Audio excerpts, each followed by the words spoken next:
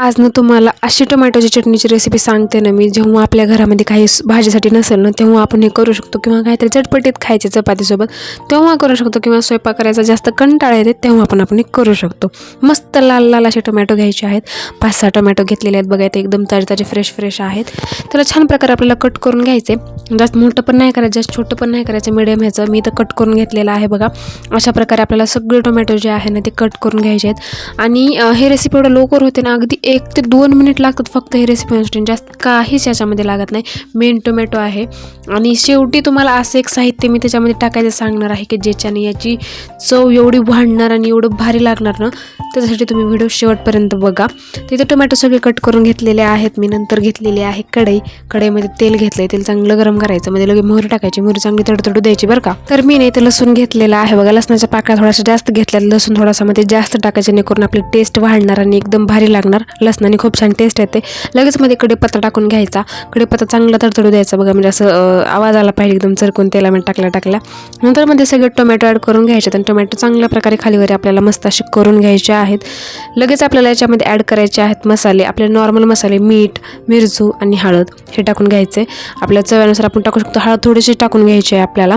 छान प्रकारे टाकल्यानंतर सगळं मिक्स करून घ्यायचं. आता मीठ टाकल्यानंतर आपल्याला पाणी वगैरे टाकायची काहीच गरज नाही.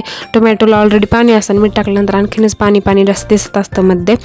छान प्रकारे मिक्स करून घ्यायचं आणि याला झाकून ठेवायचं, म्हणजे आपले टोमॅटो जे आहे ते सॉफ्ट होतील.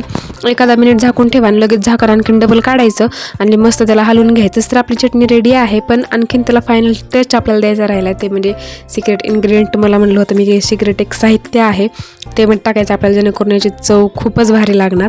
तर आधी कोथिंबीर टाकून घेतली मी. कोथिंबीर टाकलं ना म्हणजे आधीच टेस्ट येते. वरून तर नंतर आपण टाकतो, पण भाजीमध्ये पण टाकली ना की टेस्ट उतरते त्याच्यामध्ये. सिक्रेट साहित्य ते म्हणजे थोडीशी साखर.